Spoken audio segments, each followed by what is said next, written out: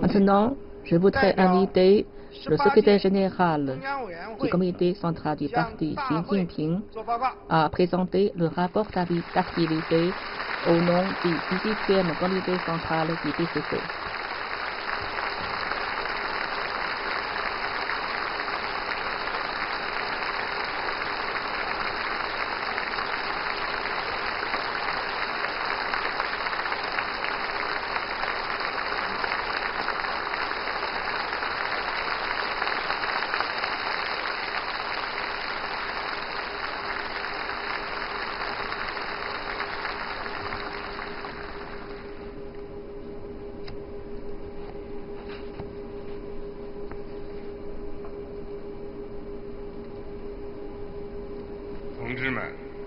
Camarades, au nom du 18e comité central, j'ai l'honneur de présenter maintenant le rapport d'activité au 19e congrès du Parti communiste chinois. Le 19e congrès du PCC est un congrès extrêmement important qui a lieu au moment où nous entrons dans la phase décisive de l'édification intégrale de la société de moyenne aisance et au moment clé où le socialisme à la chinoise est entré dans une nouvelle ère. Le présent congrès a pour thème « Rester fidèle à l'engagement initial, garder constamment à l'esprit notre mission, porter au lever le grand drapeau du socialisme à la chinoise, remporter la victoire décisive de l'édification intégrale de la société de moyenne aisance, faire triompher le socialisme à la chinoise de la nouvelle ère et lutter sans relâche pour réaliser le rêve chinois du grand renouveau de la nation. Rester fidèle à l'engagement initial assure le succès de toute entreprise. L'engagement initial et la mission des communistes chinois consistent précisément à apporter le bonheur au peuple chinois et le renouveau à la nation chinoise. Il représente la force motrice fondamentale qui pousse les communistes chinois à continuellement aller de l'avant. Tous les camarades du parti doivent toujours rester étroitement unis au peuple en partageant avec lui le même souffle et le même destin. Ils doivent toujours faire de l'aspiration du peuple à une vie meilleure l'objectif de leur but et continuer à avancer vaillamment avec une détermination sans faille vers ce but grandiose qu'est la réalisation du grand renouveau de la nation chinoise.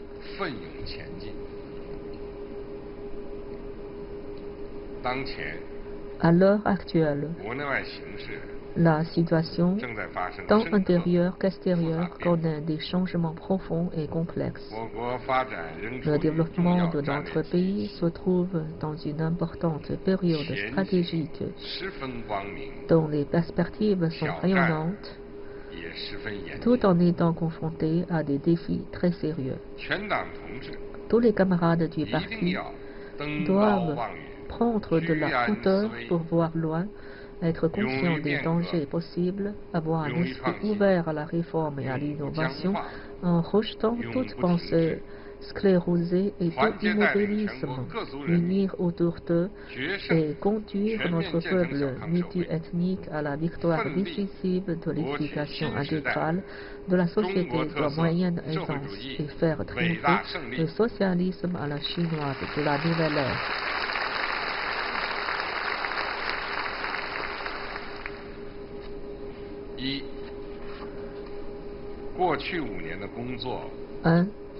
Les tâches accomplies durant les 5 dernières années et les transformations historiques opérées. La période des 5 années qui s'est écoulée depuis le 18e congrès a été une période extraordinaire dans le processus de développement du parti et de l'État. Dans un environnement international caractérisé par la faiblesse et de la reprise de l'économie mondiale, des conflits et bouleversements régionaux fréquents et l'aggravation des problèmes planétaires, face au changement profond de notre économie, avec notamment l'amorce de la nouvelle normalité, nous avons suivi dans notre travail le principe général d'aller de l'avant à pas assurés. Nous avons également avancé en surmontant toutes sortes de difficultés grâce à un esprit de créativité, remportant ainsi de nouveaux succès historiques s'agissant de la politique de réforme et d'ouverture de la modernisation socialiste. Pour appliquer l'esprit du 18e congrès, le comité central a convoqué 7 sessions plénières lors desquelles ont été adoptées des décisions et dispositions sur des questions importantes portant notamment sur la réforme des organes gouvernementaux et la reconversion de leurs fonctions, l'approfondissement des cadres de la réforme, la promotion de tous les niveaux de la gouvernance du pays en vertu de la loi, l'élaboration du 18e plan quinquennal et la gestion globale effective partie. Ces dernières années, nous avons fait progresser de façon synergique les dispositions d'ensemble du plan global en 5 axes.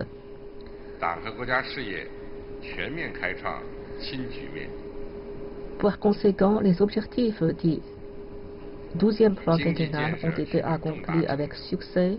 La mise en place du 13e plan s'est faite sans obstacle et la cause du parti de l'État a connu une situation nouvelle dans tous les domaines. L'édification économique a emporté des succès importants. Nous avons appliqué fermement les nouveaux concepts de développement, rectifier résolument les idées erronées dans ce domaine, transformer notre mode de développement aussi bien que la qualité et la rentabilité du développement n'ont cessé de s'améliorer. Une croissance moyennement élevée de l'économie a été maintenue, de sorte que notre pays se trouve au premier rang des principaux pays du monde, passant de 54 000 milliards de yuans à 80 milliards de yuans. Le PIB de notre pays occupe la 2e place du monde avec une contribution supérieure à 30% à la croissance de l'économie mondiale. La réforme structurelle du côté de l'offre s'est poursuivie en profondeur, permettant l'optimisation continue de notre structure économique. L'économie numérique et d'autres industries nouvelles ont connu un développement fulgurant. La construction d'infrastructures telles que les lignes ferroviaires à grande vitesse, les routes, les ponts, les ports, les aéroports s'est accélérée. La modernisation de l'agriculture a progressé à base assurée, portant la capacité de production céréalière à 600 millions de tonnes. Le taux d'urbanisation a augmenté en moyenne de 1,2 points de pourcentage par an, tandis que plus de 80 millions de ruraux se sont installés en ville pour devenir citadins. La coordination du développement interrégional s'est renforcée et la promotion du projet ceinture et route, le développement coordonné de la zone Beijing-Tianjin-Hebei, ainsi que la construction de la ceinture économique du Changjiang ont enregistré des résultats notables. La stratégie de développement par l'innovation a été appliquée de façon énergique. L'édification d'un pays novateur a porté de beaux fruits, de sorte que des grandes réalisations scientifiques et technologiques ont été accomplies, comme le module spatial Tiangong, le submersible Jiaolong, le radiotélescope sphérique à ouverture unique, Tianyuan, explorateur de particules de manière noire Wukong, le satellite de communication quantique Mozi et l'avion crew porteur. Par ailleurs, nous avons promu activement les travaux de construction sur les îlots et les récifs en mer de Chine méridionale. Un nouveau système d'économie ouverte s'est perfectionné peu à peu, tandis que notre commerce extérieur et nos investissements à l'étranger et nos réserves de devises sont classés solidement au premier rang dans le monde.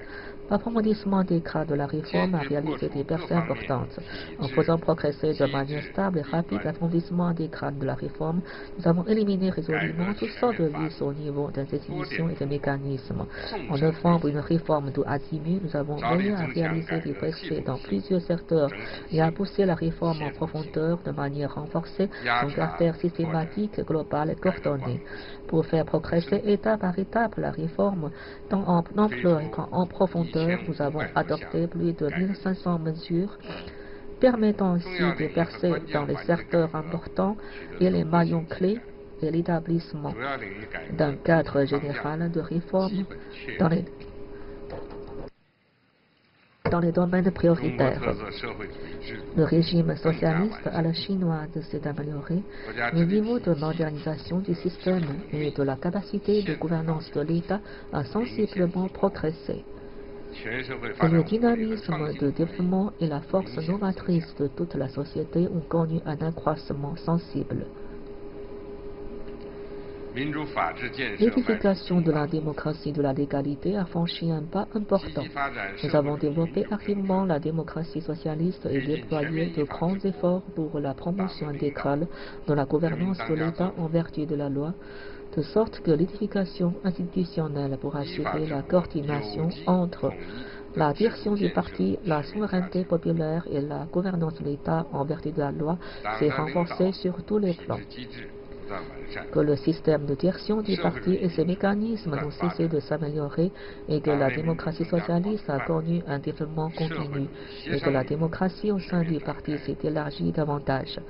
Que la démocratie consultative socialiste a joué son rôle sur tous les plans, que le front uni patriotique s'est consolidé et développé et que le travail innovant concernant les ethnies et les religions a progressé. Par ailleurs, nous avons veillé à renforcer en même temps le caractère scientifique de la législation, la rigueur de l'application de la loi, l'impartialité de la justice et le respect de la loi par tous, et à réaliser l'interaction entre l'appareil d'État, l'administration et la société sous l'autorité des lois.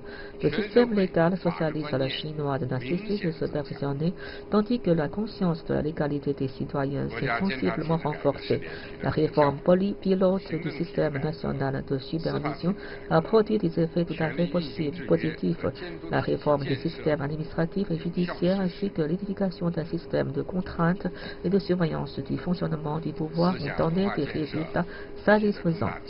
L'édification dans le domaine idéologique et culturel a fait des progrès importants. Nous avons renforcé la direction du parti sur le travail idéologique. Il fait progresser globalement l'innovation théorique. De ce fait, la position du marxisme comme idéologie directrice s'est davantage affirmée. Le socialisme à la chinoise et le rêve chinois sont entrés dans le cœur des Chinois. Les valeurs essentielles du socialisme et la quintessence de la culture traditionnelle chinoise se sont propagées à une large échelle.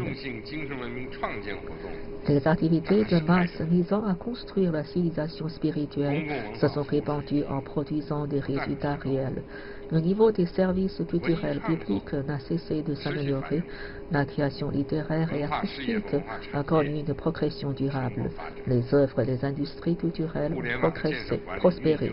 Le développement, la gestion et l'utilisation d'Internet n'ont cessé de s'améliorer. Les sports de masse et de compétition ont connu un développement général. Les grands thèmes de notre époque ont retenti avec encore plus de force, rendant ainsi plus puissante l'énergie positive au sein de la société. La confiance dans notre propre culture s'est renforcée, tandis que le soft power culturel et le rayonnement de la culture chinoise se sont renforcés considérablement. La cohésion et l'unité de tout le parti et de toute la société sont devenues plus solides.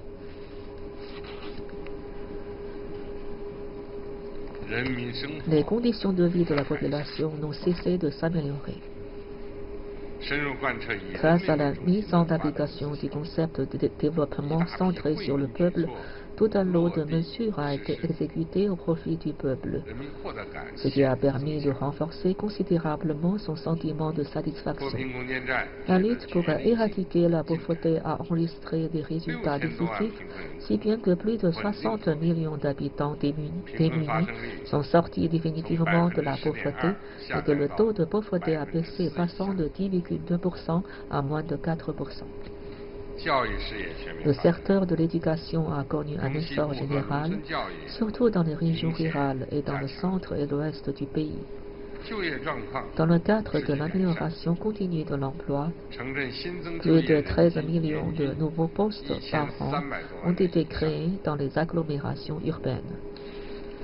Le taux de croissance du revenu des populations urbaines et rurales a dépassé celui de l'économie. Les groupes de personnes à revenus moyens n'ont cessé de s'élargir. La mise en place d'un système de protection sociale couvrant les populations urbaines et rurales a été presque achevée. Le niveau de santé de la population et des services médicaux et sanitaires s'est amélioré considérablement. La construction de logements sociaux a progressé de manière régulière.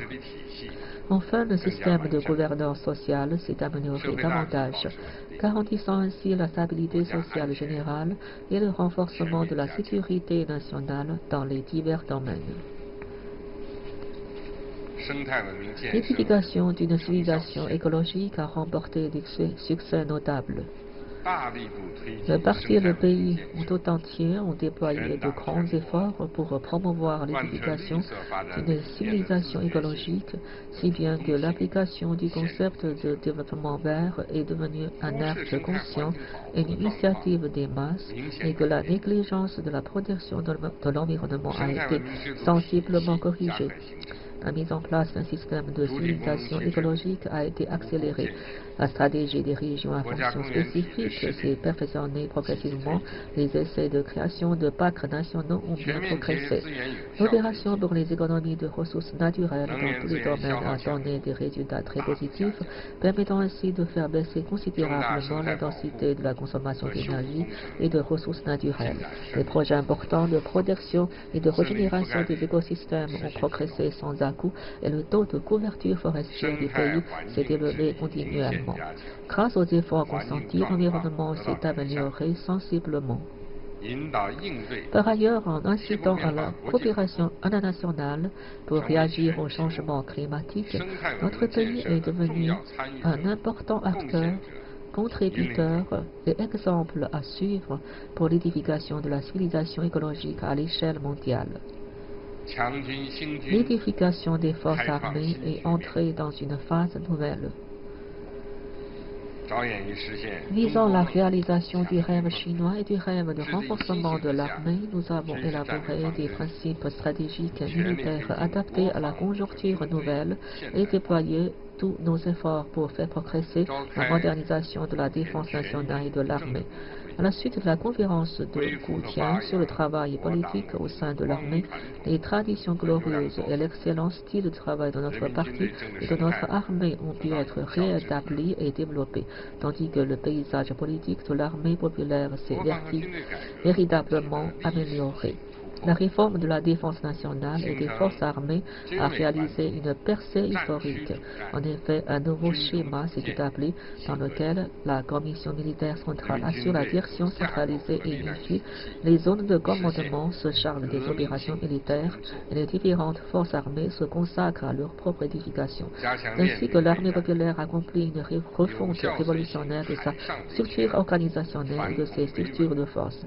Nous avons renforcé les entraînements militaires et les préparatifs de combat. Nous avons également procédé à l'exécution de tâches importantes telles que sauvegarde des droits dans nos eaux maritimes, la lutte contre le terrorisme, la préservation de la stabilité, la lutte contre les calamités naturelles et le secours à la population sinistrée, les opérations nationales de maintien de la paix, l'escorte des convois dans le golfe d'Aden et les secours humanitaires. Le développement des équipements militaires s'est accéléré. Les préparatifs de combat ont enregistré des progrès importants, ainsi que l'armée populaire a fait de solides pas en avant dans la voie de la montée en puissance à la chinoise. Le travail concernant Hong Kong Macoteb a enregistré de nouveaux progrès.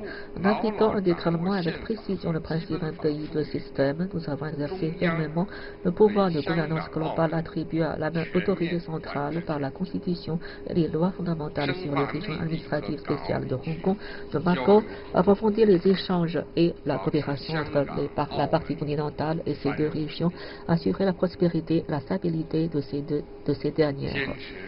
En maintenant le principe d'une seule Chine et le consensus de 1992, nous avons promu le développement pacifique des relations entre les deux rives du détroit de Taïwan, renforcé leurs échanges et la coopération qu'elles entretiennent sur le plan économique et culturel et réalisé la rencontre historique des dirigeants des deux côtés.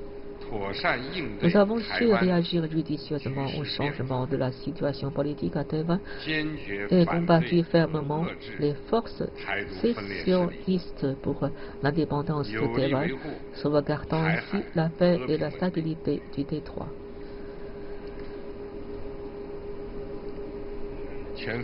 La diplomatie tout azimut a poursuivi son développement en profondeur.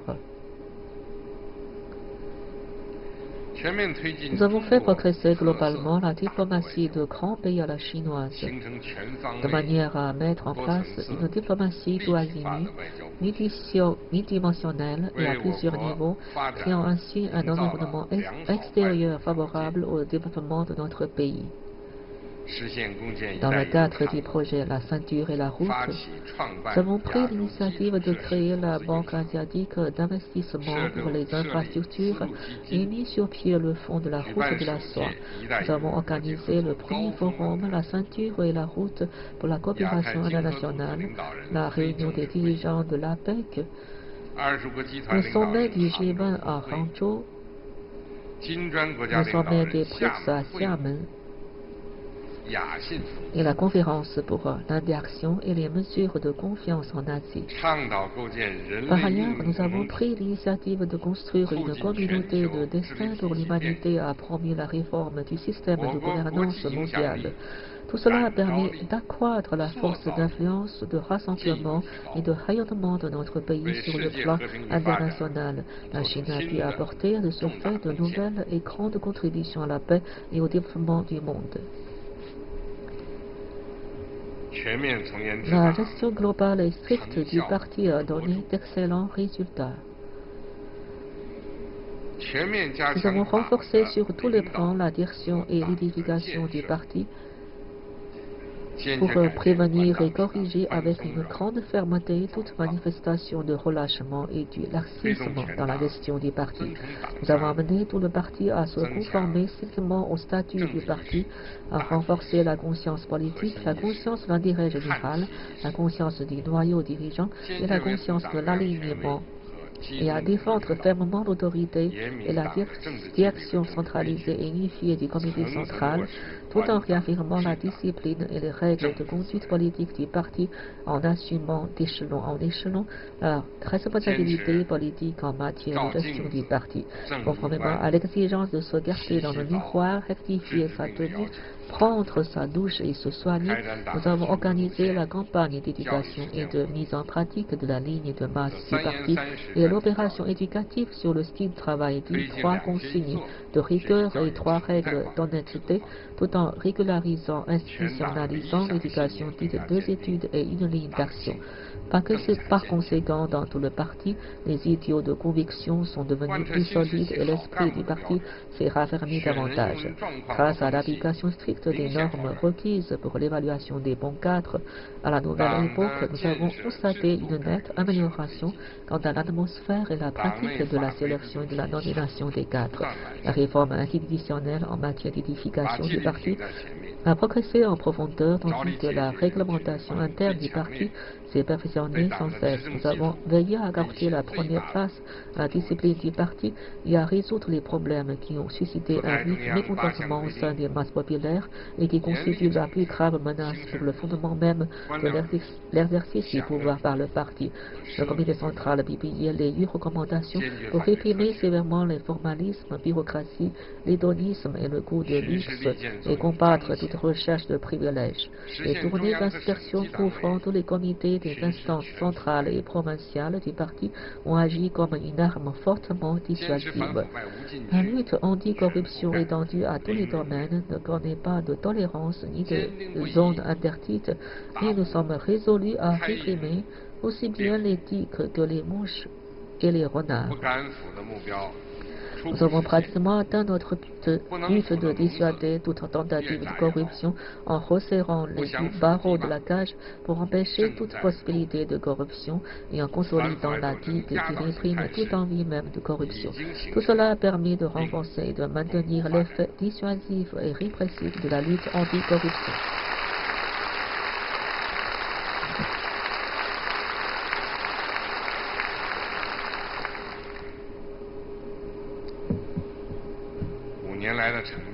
Les résultats que nous avons obtenus depuis 5 ans dans tous les domaines ont une valeur pionnière. Les réformes réalisées depuis 5 ans se sont opérées à 2 niveaux plus profonds et revêtent un caractère fondamental. Depuis 5 ans, grâce à un énorme courage politique et à un sens aigu de responsabilité, notre parti a formulé une série de conceptions, pensées et stratégies nouvelles, adopté une série de principes et politiques majeurs, accompagnés d'un train de mesures importantes et accompli une série de tâches majeures. Cela nous a permis de réussir des tâches colossales et de surmonter bon nombre de difficultés que nous n'avions pas réussi à surmonter durant de très nombreuses années. Toutes ces transformations historiques revêtent une grande, profonde signification pour l'avenir de la cause du parti et de l'État.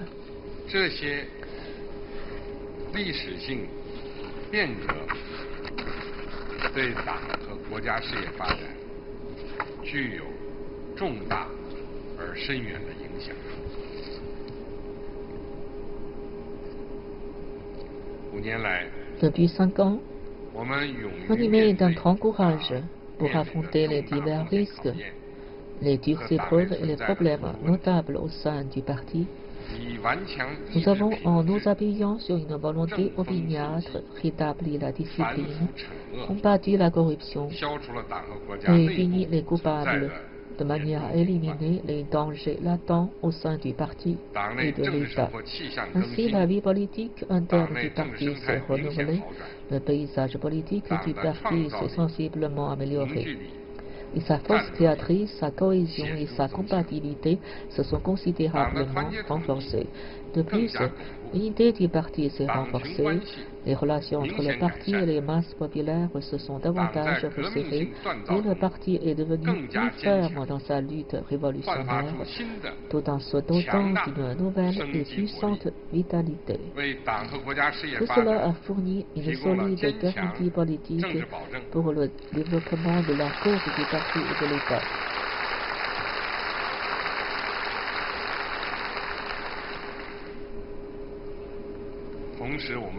En même temps, nous devons être parfaitement conscients que notre travail laisse encore beaucoup à désirer et que nous devons faire face à de nombreux défis et difficultés qui peuvent se résumer ainsi.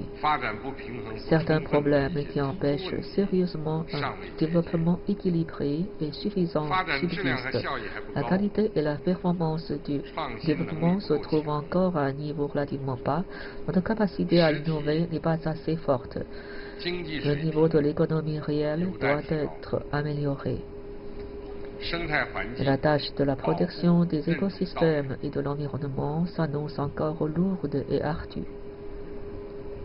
De nombreux maillons faibles gênent encore l'amélioration des conditions de vie de la population. L'élimination de la pauvreté s'impose comme une tâche très dure. L'écart de développement entre villes et campagnes comme entre les différentes régions, et l'écart de revenus reste encore important. Les masses populaires sont encore confrontées à bon nombre de difficultés en ce qui concerne notamment l'emploi, l'éducation, les soins médicaux, le logement et les services aux personnes âgées. Le degré de civilité de notre société doit être élevé. Les contradictions et problèmes sociaux s'enchevêtrent et s'additionnent. Notre tâche de l'édification intégrale d'un État de droit demeure très lourde. Notre système et notre capacité de gouvernance de l'État doivent être renforcées. La lutte idéologique demeure complexe. La sécurité nationale est confrontée à une situation nouvelle. Certaines dispositions et mesures politiques d'importance capitale relatives à la réforme nécessitent une meilleure mise en application. L'édification du parti présente encore bon nombre de maillons faibles. Tous ces problèmes nous demandent de grands efforts pour trouver des solutions adéquates.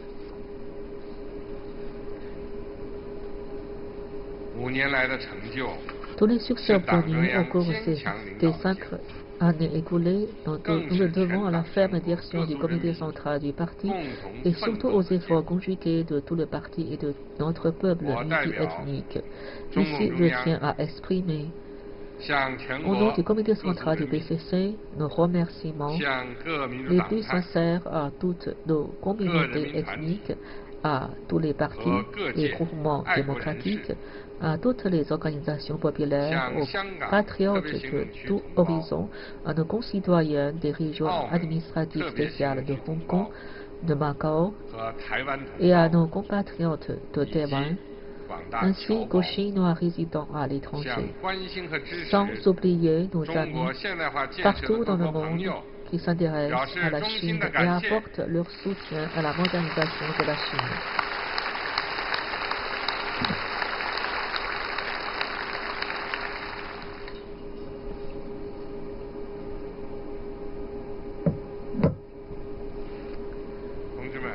Camarades, dès le début de l'application de la politique de réforme et d'ouverture, le PCC a lancé un appel à la construire un socialisme à la chinoise qui suive un chemin qui lui est propre. Il a dès lors uni et conduit le peuple chinois multiethnique dans une lutte inlassable, permettant ainsi à la Chine de se hisser au rang des premiers pays du monde dans les domaines de l'économie, des sciences et des technologies, de la défense nationale et de la puissance globale du pays. Sa position internationale a atteint un niveau plus élevé que jamais. Les physionomies du parti, de l'État, du peuple, de l'armée et de toute la nation ont connu sans exception des changements inédits. La nation chinoise se dresse en Orient sous un aspect entièrement nouveau.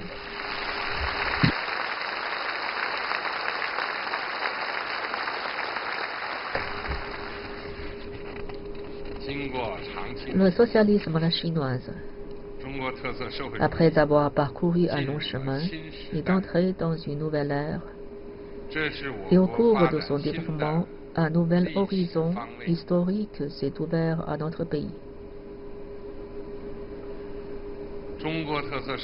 L'entrée du socialisme à la chinoise à une nouvelle ère signifie que la nation chinoise, qui avait connu toutes sortes d'adversités dans le passé, est en voie d'accomplir un grand bond, passant d'une nation qui s'est relevée à une nation riche, puis à une nation puissante, et offrant de ce fait de belles perspectives pour son grand renouveau. Cela montre que le socialisme scientifique est reparti de l'avant avec une vitalité déportante dans la Chine du XXIe siècle et que l'étendard du socialisme à la chinoise flotte haut levé dans le monde. Cela prouve que le socialisme à la chinoise a progressé sans cesse dans sa voie, sa théorie, son régime et sa culture, ouvert au pays en développement une voie plus large pour leur modernisation, offert des choix totalement nouveaux aux nations et pays désireux d'accélérer leur développement en toute indépendance et apporter à l'humanité la sagesse et la solution chinoise pour résoudre ces problèmes. Cette nouvelle ère, héritière de l'ancienne et annonciatrice de la future, est l'ère durant laquelle le socialisme à la chinoise se dirige vers une grande victoire dans un nouveau contexte historique. L'édification intégrale de la société de moyenne aisance remportera la victoire décisive avant que la construction complète d'un grand pays socialiste moderne puisse être menée à terme. Le peuple chinois multiethnique continuera à lutter ensemble pour créer continuellement les conditions d'une vie meilleure et réaliser enfin la prospérité commune. Tous les Chinois travailleront sans relâche, d'un même cœur et d'une même volonté pour la réalisation du rêve chinois du grand renouveau national. Notre pays jouera progressivement un rôle central sur la scène internationale et apportera des contributions plus grandes à l'humanité.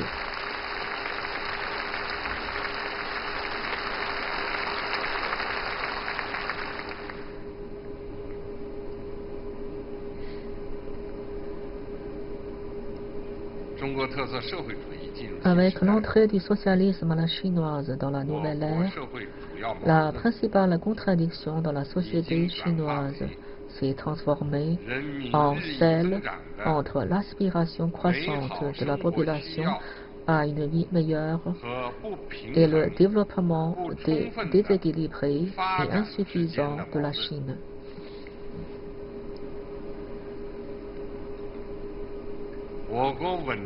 Notre pays est déjà parvenu à assurer la satisfaction des besoins élémentaires et quotidiens de plus d'1 milliard de personnes et à réaliser pour l'essentiel une prospérité moyenne et accomplira bientôt l'éducation intégrale de la société de moyenne aisance. Les besoins de la population pour une vie meilleure se diversifient et la population devient de plus en plus exigeante non seulement à l'égard de la vie matérielle et culturelle, mais aussi de la démocratie, de la légalité, de l'équité, de la justice, de la sécurité et de l'environnement.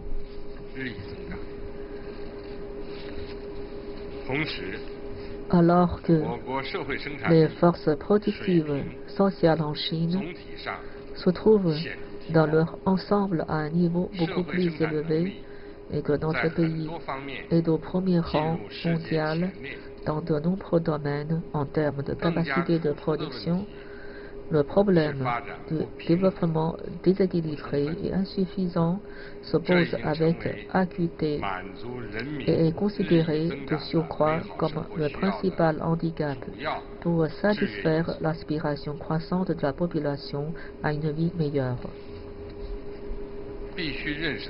Il faut bien comprendre que cette transformation de la principale contradiction sociale en Chine est d'un changement historique touchant à la situation d'ensemble. Le parti et l'État doivent donc agir en s'adaptant à de nombreuses nouvelles exigences qui en découlent. Il nous faut, en poursuivant nos efforts en faveur du développement, tout mettre en œuvre pour résoudre le problème lié à un développement déséquilibré et insuffisant et améliorer sensiblement sa qualité et ses performances, de manière à satisfaire au mieux les besoins croissants de la population dans les domaines économiques, politiques, culturels, sociaux, écologiques et à encourager le plein épanouissement de l'homme et à faire progresser la société dans tous les domaines.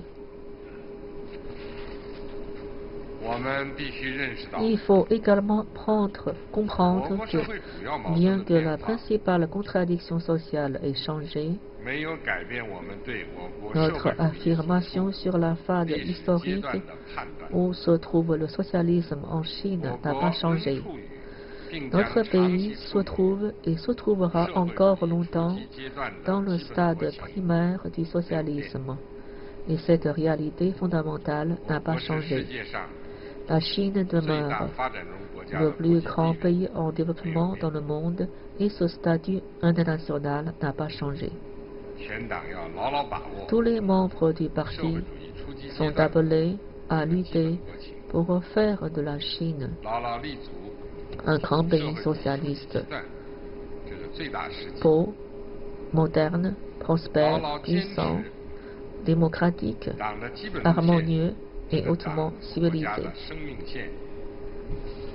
Pour ce faire, les membres du parti doivent se conformer à la réalité fondamentale et aux conditions réelles de notre pays, à savoir qu'il est encore au stade primaire du socialisme. Soutenir fermement la ligne fondamentale du parti représente une source vitale pour le parti et l'État et fournit une garantie essentielle pour le bonheur du peuple. L'idée unir autour d'eux toutes les communautés ethniques chinoises pour axer nos efforts sur le développement économique, observer les 4 principes fondamentaux et poursuivre la réforme et l'ouverture, compter sur nos propres forces et offrir sans relâche aux travaux les obstacles et difficultés. Camarades, le socialisme chinois est entré dans une nouvelle ère.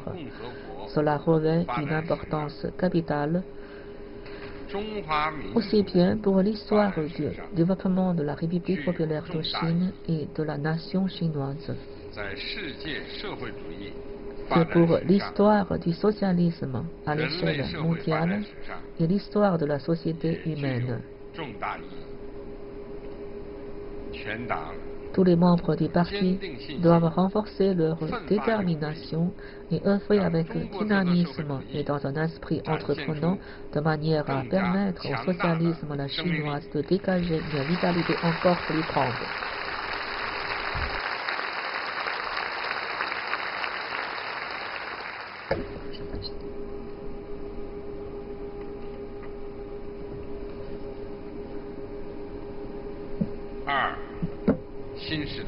La deuxième partie, la mission historique du Parti communiste chinois à la nouvelle ère. Il y a 100 ans, les salves de la révolution d'octobre ont apporté à la Chine le marxisme et le léninisme.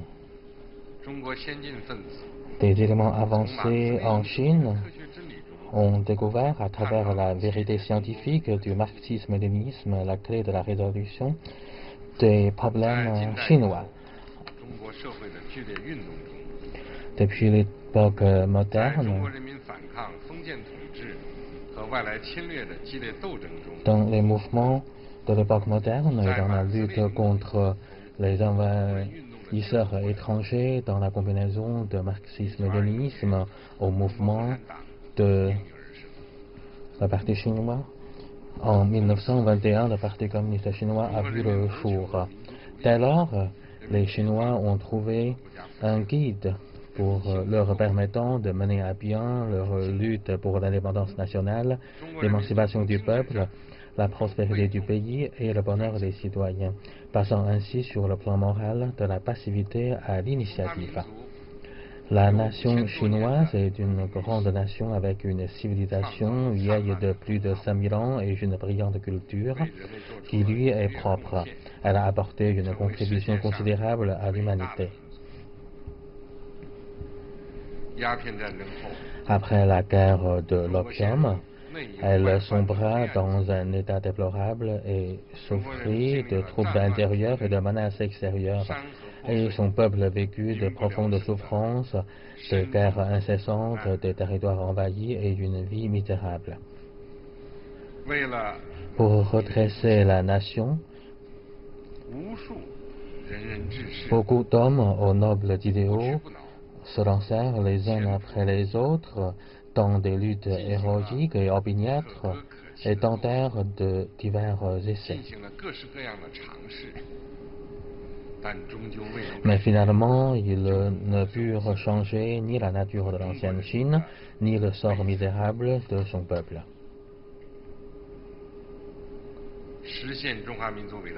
La réalisation du grand renouveau est le plus grand rêve de la nation chinoise depuis les temps modernes. Dès sa naissance, le Parti communiste chinois, en se donnant comme idéal suprême et objectif ultime de réaliser le communisme.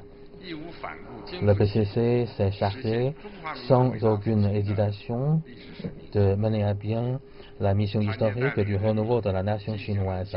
Il a uni et conduit le peuple chinois dans une lutte d'une âpreté inouïe, inscrivant ainsi dans l'histoire les épopées les plus glorieuses. Notre parti a parfaitement compris que pour réaliser le grand renouveau de la nation chinoise, il fallait renverser à tout prix les trois montagnes qui pesaient sur les épaules du peuple chinois, à savoir l'impérialisme, le féodalisme et le capitalisme bureaucratique, pour obtenir l'indépendance nationale, libérer le peuple, réunifier le pays et maintenir la stabilité sociale. Dans ce but, le Parti communiste chinois a conduit le peuple à trouver la bonne voie révolutionnaire consistant à encercler les villes à partir des campagnes et à prendre le pouvoir par les armes. Au terme de 28 années de combats sanglants, la révolution de démocratie nouvelle s'est achevée, donnant naissance à la République populaire de Chine en 1949. Un grand pas a été franchi par la Chine qui a réussi le passage de l'autocratie féodale plusieurs fois millénaire à un régime de démocratie populaire. Notre parti a profondément compris que pour réaliser le grand renouveau de la nation chinoise, il était impératif d'établir un régime social avancé adapté à la réalité du pays. Pour ce faire, le PCC a conduit le peuple à achever la révolution socialiste, à établir le système fondamental du socialisme, à promouvoir l'édification socialiste et à accomplir la transformation sociale la plus ample et la plus profonde dans l'histoire de la Chine, préparant ainsi les conditions politiques préalables et les fondements institutionnels indispensables au progrès et au développement de la Chine contemporaine. Tout cela a permis à la nation chinoise de réaliser un grand bond en avant, c'est-à-dire un changement radical de destin, en finir avec le destin continue depuis le temps moderne pour s'engager dans la voie de la prospérité et d'une montée en puissance.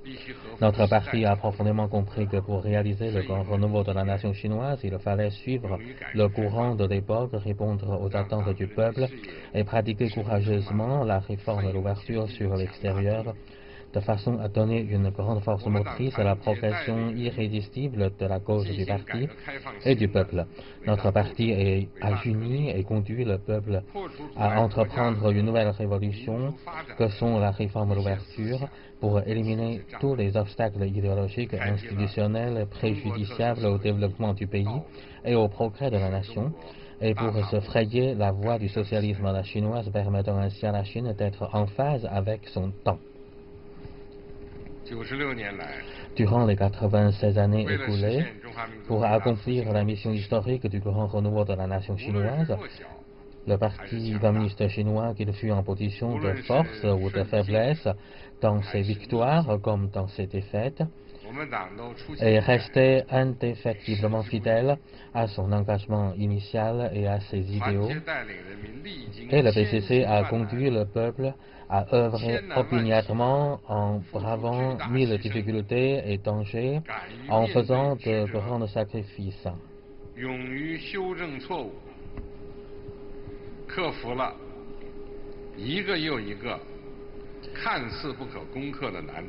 Sans se laisser décourager par les vicissitudes, il a toujours eu le courage de corriger ses erreurs et de surmonter une à toutes les difficultés apparemment insurmontables, créant ainsi une série de miracles à jamais inscrits dans les annales de l'histoire.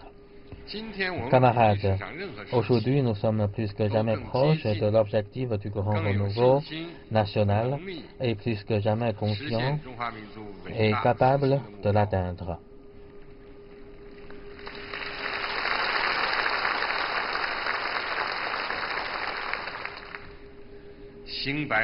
Un voyageur qui a fait 90% de son trajet doit considérer qu'il n'est encore qu'à mi-chemin. Le grand renouveau national ne se réalisera pas sans peine, ni simplement à coups de tambour ou de gong. Tout le parti doit être prêt à consentir davantage d'efforts pénibles et assidus. La réalisation du grand rêve implique une grande lutte. La société évolue à travers le mouvement des contradictions. Qui dit contradiction dit lutte.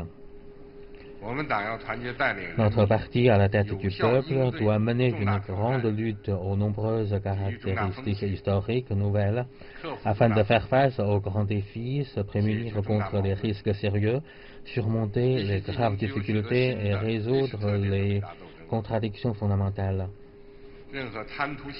Toute idée ou tout acte tel que la recherche des agréments de la vie, la passivité, le laisser-aller et le contournement des contradictions est à condamner.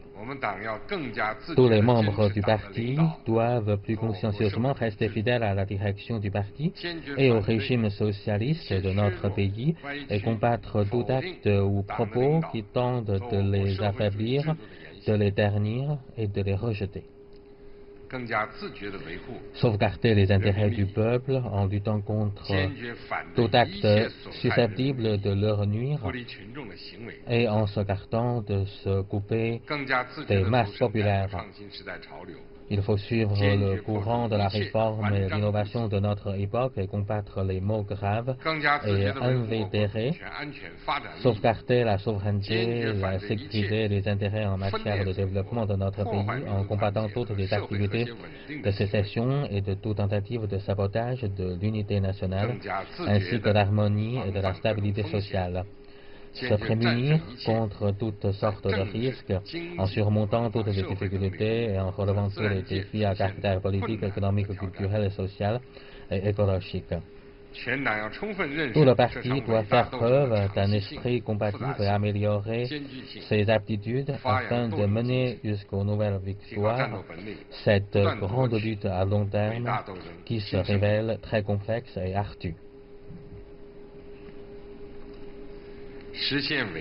La réalisation du grand rêve implique une grande œuvre. Cette œuvre est précisément la nouvelle grande entreprise de l'édification du parti qui se poursuit maintenant en profondeur. L'histoire a prouvé et prouvera que sans la direction du Parti communiste chinois, le renouveau national ne sera qu'une chimère.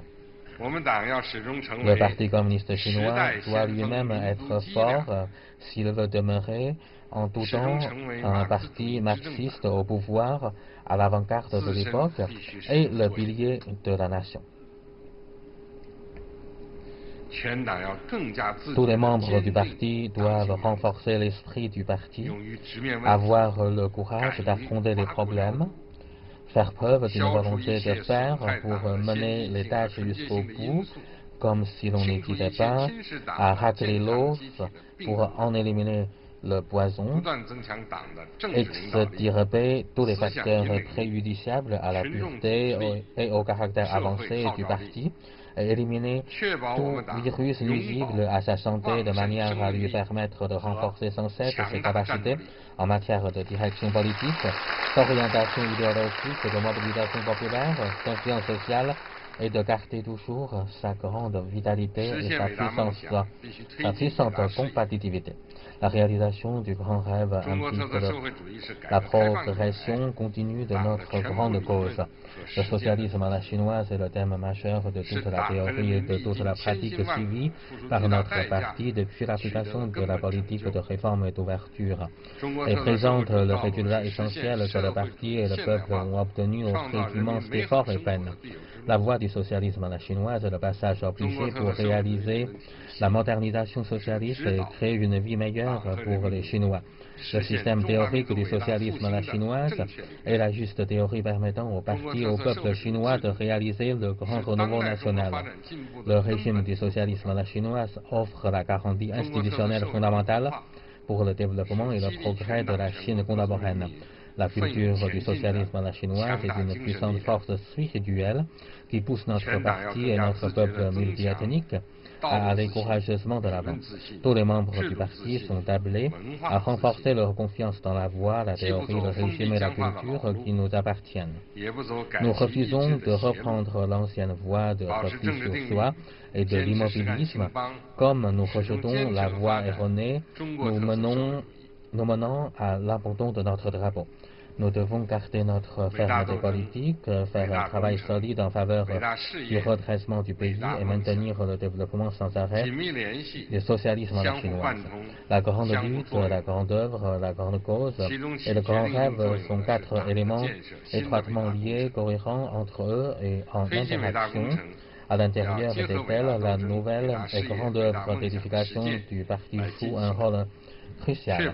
Pour réussir cette grande œuvre, il faut l'entreprendre en liaison avec les pratiques de la grande lutte, de la réalisation de la grande cause et du grand rêve, de sorte que le parti se tient toujours à la pointe de notre temps tout au long du processus historique marqué par une conjoncture internationale en profonde mutation, reste toujours le soutien spirituel du peuple tout au long de la progression de la lutte pour faire face aux divers risques et épreuves venant tant de l'intérieur que de l'extérieur et demeure pour toujours la ferme noyau dirigeant tout au long de la lutte historique pour le maintien et le développement du socialisme à la chinoise.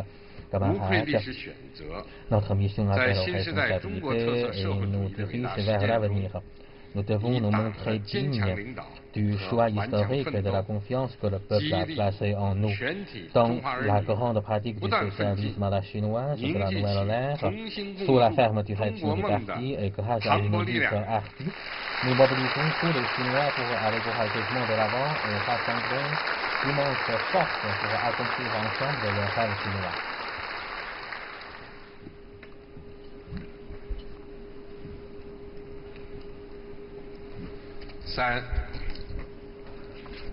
Troisième partie, la pensée du socialisme à la chinoise de la nouvelle ère et la stratégie fondamentale à suivre. Depuis le 18e congrès du CCC, face à une situation nationale et internationale en évolution et face au développement des divers secteurs d'activité en Chine, nous nous trouvons confrontés à un grand défi de notre époque, celui de savoir donner une réponse systématique en combinant la théorie et la pratique aux questions suivantes. Quel type de socialisme à la chinoise doit-on maintenir et développer à la nouvelle ère et comment le maintenir et le développer, y compris les objectifs généraux, la mission globale, les dispositions d'ensemble, les dispositions stratégiques, ainsi que les questions essentielles liées à l'orientation du développement, au mode de développement, aux forces endogènes de développement, aux phases stratégiques, aux conditions extérieures et à la garantie politique. Il nous faut aussi, sur la base de nouvelles pratiques, procéder à des analyses théoriques et proposer des orientations politiques concernant les domaines de l'économie, de la politique, de la légalité, des sciences et technologies, de la culture, de l'éducation, du bien-être social, des affaires ethniques, des affaires religieuses, de la société, de la civilisation écologique, de la sécurité nationale, de la défense nationale et de l'armée, et du principe d'un pays de système et la réunification nationale du Front uni de la domaine de l'édification du parti afin de mieux poursuivre et développer le socialisme à la chinoise. Face à ce grand défi de l'époque, notre parti s'est guidé par le marxisme-léninisme, la pensée de Mao Zedong, la théorie de Deng Xiaoping, la pensée importante de la triple représentativité et le concept de développement scientifique.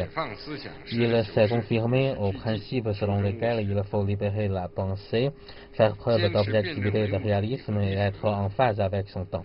Fidèle au matérialisme dialectique et au matérialisme historique, et en fonction des nouvelles conditions de l'époque et des exigences de la pratique, le parti a adopté une vision toute neuve pour approfondir ses connaissances sur les lois régissant l'exercice du pouvoir par les partis communistes, l'édification sociale, l'évolution de la société humaine, et a continuellement effectué des recherches théoriques.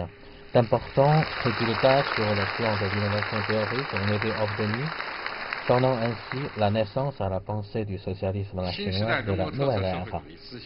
Cette pensée du socialisme à la chinoise de la nouvelle ère a clarifié ce qui suit.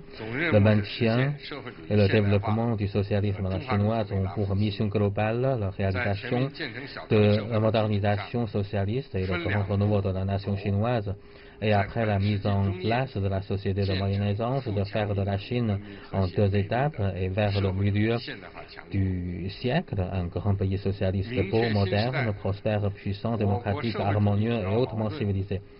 La principale contradiction dans la société chinoise de la nouvelle ère étant celle entre l'aspiration croissante de la population à une vie meilleure et un développement déséquilibré et insuffisant. Il faut rester fidèle au concept de développement centré sur le peuple et promouvoir continuellement le plein épanouissement de l'homme et l'enrichissement commun de toute la population. Il importe de suivre les dispositions d'ensemble du plan global en 5 axes et les dispositions stratégiques des 4 intégralités, tout en renforçant la confiance dans la voie, la théorie, le régime, la culture du socialisme à la chinoise. L'objectif général de l'approfondissement intégral de la réforme consiste à perfectionner et développer le régime du socialisme à la chinoise et à promouvoir la modernisation du système de la capacité de gouvernance de l'État. La promotion tout azimut de la gouvernance du pays en vertu de la loi a pour objectif général d'établir un ordre légal socialiste à la chinoise et d'édifier un état de droit socialiste. L'objectif du parti concernant la montée en puissance de l'armée dans la nouvelle ère consiste à construire une armée populaire selon le principe dit l'obéissance au commandement du parti, excellente aptitude au combat et un style de travail exemplaire afin de faire de l'armée populaire une armée de premier rang mondial. La diplomatie de grands pays à la chinoise vise à promouvoir la mise en place d'un nouveau type de relations internationales et la construction d'une communauté de destin pour l'humanité. La direction du Parti communiste chinois est la marque essentielle du socialisme à la chinoise et également le plus grand atout du régime socialiste à la chinoise. Le parti exerce le pouvoir suprême de direction politique. Les exigences globales de l'édification du parti à la nouvelle ère sont formulées. L'édification pour le plan politique joue un rôle essentiel dans l'édification du parti. En tant que continuation et développement du marxisme-léninisme, de la pensée de Mao Zedong, de la théorie de Deng Xiaoping, de la pensée importante de triste représentativité et du concept de développement scientifique, la pensée du socialisme à la chinoise de la nouvelle ère représente le dernier acquis de la civilisation du marxisme, ainsi que la cristallisation de l'expérience de la sagesse collective du parti et du peuple. Elle est un élément essentiel du système théorique du socialisme à la chinoise et un guide d'action pour tout le peuple, pour tout le parti et dans leurs efforts de réalisation du grand renouveau de la nation chinoise. Il faut perpétuer cette pensée tout en la développant. La partie tout entier doit saisir parfaitement l'essence et le riche contenu de la pensée du socialisme chinoise de la nouvelle ère et la mettre en application intégralement et avec précision. Premièrement, maintenir la direction du parti dans toutes les activités. Tout doit être placé sous la direction du parti, que ce soit l'organisation du parti, le gouvernement, l'armée, la société civile, et quel que soit l'endroit où l'on se trouve. Il faut implanter dans l'esprit de chacun la conscience politique, la conscience de l'intérêt général, la conscience du noyau dirigeant et la conscience de l'alignement. Il faut également défendre consciencieusement l'autorité de la direction centralisée et unifiée du comité central, en agissant en parfait accord avec ce dernier, tant dans l'action que sur les plans idéologiques et politiques. Nous devons parfaire les systèmes et mécanismes visant à maintenir la direction du parti, nous tenir au principe général dit aller de l'avant à pas assurer, promouvoir de façon synergique les dispositions d'ensemble dites plan global en 5 axes et promouvoir de façon coordonnée les dispositions stratégiques des 4 intégralités, accroître la capacité et la fermeté du parti quant au maintien de l'orientation politique à l'élaboration d'un plan d'ensemble. Le deuxième point, préserver dans l'idée de la primauté du peuple. Le peuple est le créateur de l'histoire et également la force essentielle dont dépend le destin du parti et du pays. En insistant sur la position primordiale du peuple et en adhérant fermement à l'idée que le parti se met au service des intérêts communs et exerce le pouvoir pour le peuple, nous devons rester fidèles à l'objectif fondamental de servir le peuple de tout cœur, mettre en application la ligne de masse du parti dans toutes les activités d'administration du pays. Troisièmement, poursuivre l'approfondissement intégral de la réforme. Seul le socialisme peut sauver la Chine et seule la politique de réforme et d'ouverture permet de développer à la fois la Chine, le socialisme, le marxisme. Il nous faut maintenir et perfectionner le système socialiste à la chinoise et faire progresser sans cesse la modernisation du système et de la capacité de gouvernance de l'État. Nous devons nous débarrasser de toutes les idées, des conceptions obsolètes, ainsi que les défauts de système et de mécanismes, briser la barrière de privilèges intouchables en nous référant aux fruits de la civilisation humaine afin de mettre en place des systèmes complets, scientifiques et efficaces et valoriser pleinement la supériorité du système socialiste à la chinoise. Quatrièmement, maintenir le nouveau concept de développement. Le développement est la base et la clé pour résoudre tous nos problèmes. Nous devons œuvrer pour un développement scientifique et nous attachons à mettre en œuvre l'idée directrice en faveur d'un développement innovant, coordonné, écologique, ouvert et partagé. Il faut maintenir et perfectionner notre système économique fondamental et notre système de répartition des revenus, consolider et développer sans relâche l'économie publique, encourager, soutenir et orienter avec détermination le développement de l'économie non publique. Notre but étant de permettre au marché de jouer un rôle décisif dans la distribution des ressources et au gouvernement de mieux jouer son rôle. Nous devons promouvoir un développement coordonné d'une industrialisation de nouveaux types, de l'informatisation, de l'urbanisation et de la modernisation agricole. Nous devons prendre l'initiative de participer à la modernisation économique tout en facilitant ce processus et développer une économie ouverte à un niveau plus élevé. Cinquièmement, assurer le statut du peuple en tant que maître du pays. Maintenir l'osmose entre la direction du parti de la souveraineté populaire et la gouvernance de l'État en vertu de la loi est une exigence essentielle du développement politique socialiste. Nous devons poursuivre fermement la voie de développement politique socialiste à la chinoise, maintenir et parfaire le système des assemblées populaires, le système de coopération multipartite et de consultation politique sous la direction du PCC, le système de l'autonomie régionale et ethnique et le système de l'autogestion populaire aux échelons de base. Il faut aussi consolider et développer le plus large front uni patriotique, développer la démocratie consultative socialiste, améliorer le système démocratique, enrichir les réformes, élargir les canaux de réalisation de la démocratie, afin que la souveraineté populaire se traduise concrètement dans la vie politique et la vie sociale. Sixièmement, préserver dans la promotion intégrale de la gouvernance de l'État en vertu de la loi. La promotion intégrale de la gouvernance de l'État en vertu de la loi est une exigence essentielle et d'une garantie importante du socialisme à la chinoise. La direction du parti doit s'exercer sur toutes les facettes et dans toutes les opérations de gouvernance de l'État en vertu de la loi. Nous devons marcher inébranlablement dans la voie de la légalité socialiste à la chinoise, perfectionner le système juridique socialiste à la chinoise axé sur la Constitution, établir un ordre légal socialiste à la chinoise pour ainsi créer un véritable état de droit socialiste et développer une théorie de la légalité socialiste à la chinoise. Il faut mener de front la gouvernance de l'État, l'exercice du pouvoir et l'administration dans le respect de la loi, de manière à réaliser l'intégration de l'appareil de l'État, de l'administration et de la société sous l'autorité des lois. Il faut insister sur l'importance de l'alliance entre la loi et la morale dans la gouvernance de l'État, ainsi que sur l'importance d'une parfaite association entre la gouvernance de l'État en vertu de la loi et la gestion du parti en vertu de ses règlements. La réforme du système judiciaire se poursuivra en profondeur et des efforts seront faits pour renforcer le sens du droit dans la moralité de toute la nation. Septièmement, adhérer fermement aux valeurs essentielles socialistes. La confiance dans la culture constitue une des forces les plus fondamentales, les plus profondes et les plus durables dans le développement d'un pays et d'une nation.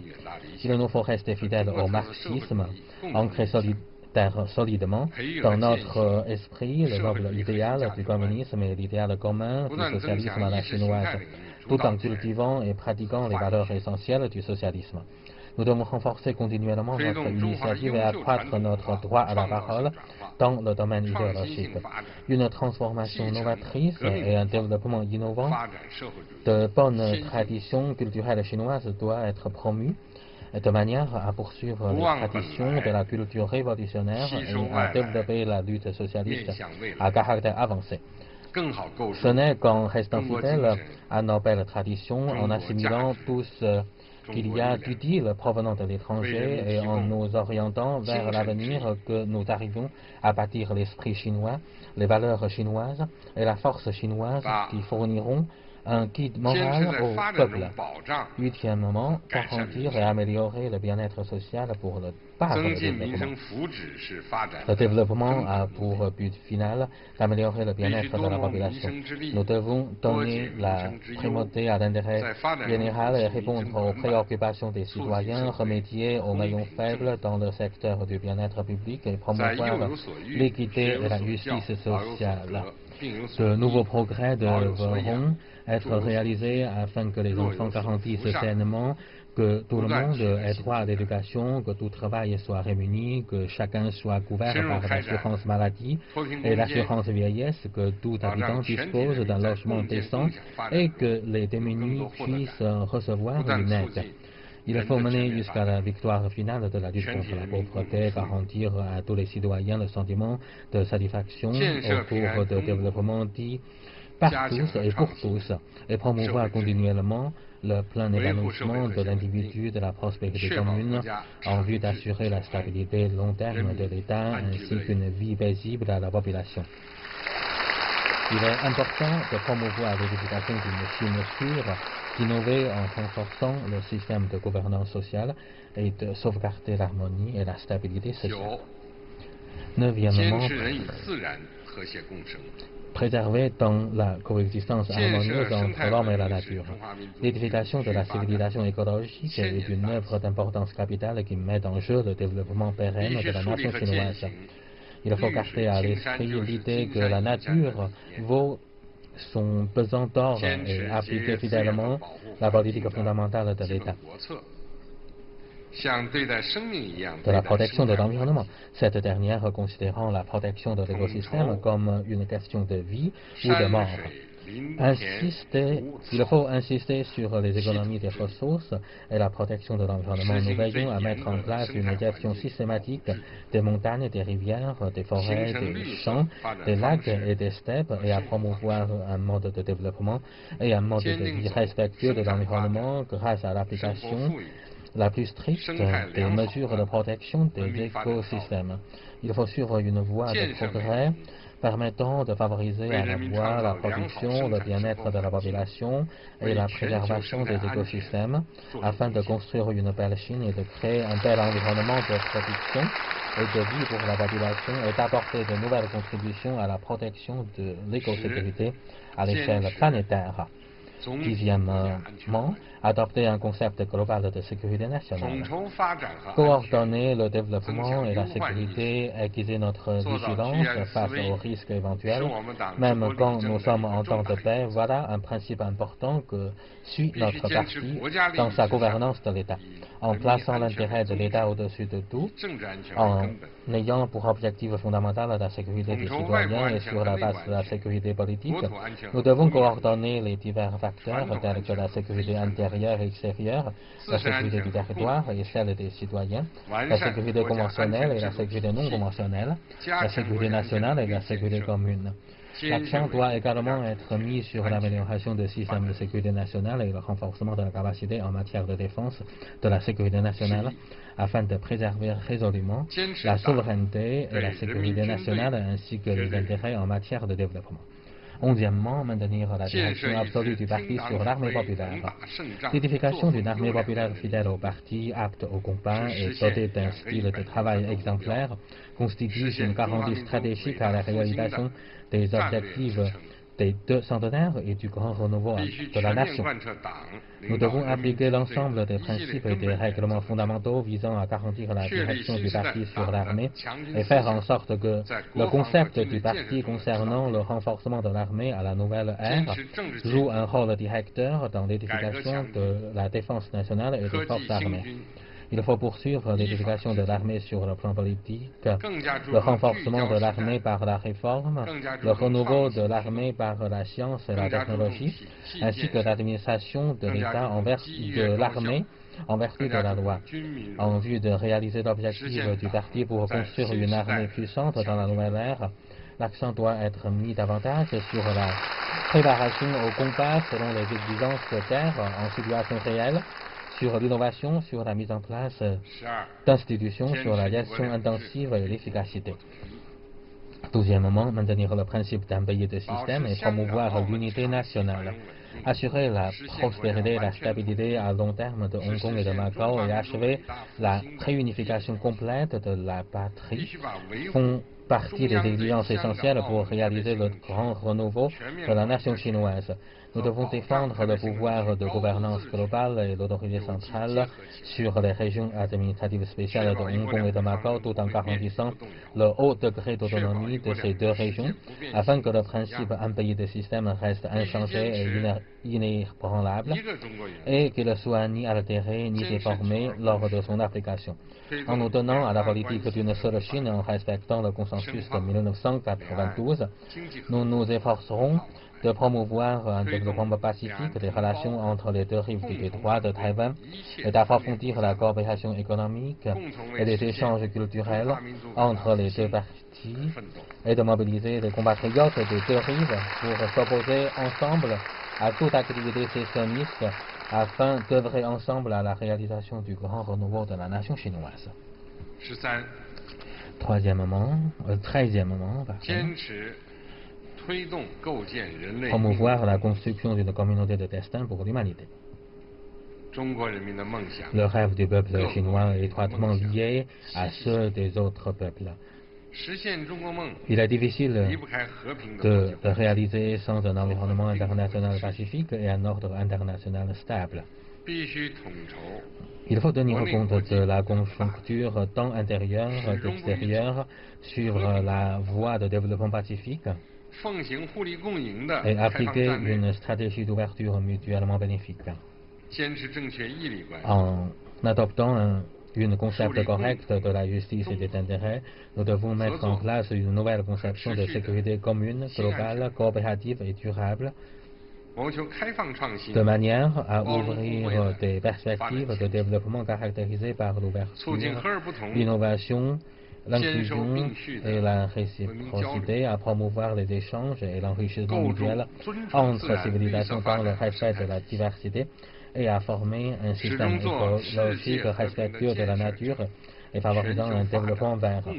La Chine restera toujours un bâtisseur de la paix mondiale, un contributeur au développement dans le monde et un défenseur de l'ordre international. 14e, continuer à faire régner une discipline rigoureuse dans les rangs du parti. Avoir le courage de s'imposer une révolution, appliquer une stricte discipline dans ses rangs, font partie des qualités les plus manifestes de notre parti. Nous devons faire avancer de façon coordonnée l'édification du parti sous tous ses aspects conformément au statut du parti en donnant la priorité à l'édification politique et en associant l'édification idéologique à la gestion institutionnelle. En même temps, il faut accorder une attention particulière aux cadres dirigeants qui forment un groupe minoritaire au rôle déterminant, respecter les 3 consignes de rigueur et les 3 règles d'honnêteté et maintenir le centralisme démocratique. Il faut rendre plus rigoureuse la vie politique au sein du parti, resserrer la discipline et renforcer le contrôle interne. Il faut assainir le paysage politique en son sein afin de développer une culture politique active et saine et mettre fin à toute pratique malsaine et adopter une politique de tolérance zéro face à la corruption. C'est ainsi que notre parti pourra parfaire sa capacité et à se purifier, à se perfectionner, à se renouveler et à s'améliorer, et ses liens de chair et de sang avec les masses populaires se perpétueront éternellement. Les 14 points susmentionnés composent la stratégie fondamentale pour le maintien et le développement du socialisme à la chinoise de la nouvelle ère. Tous les camarades du parti sont tenus d'appliquer intégralement la théorie, la ligne et la stratégie fondamentale du parti, afin de mieux guider la progression de la cause du parti et du peuple. L'innovation théorique est sans limite, tout comme la pratique, du fait que le monde, comme la Chine, est en évolution permanente. Nous sommes obligés d'adapter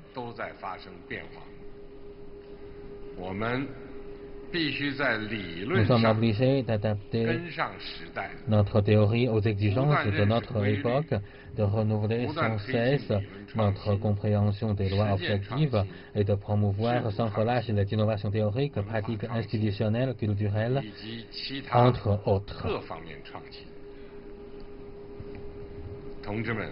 Camarades,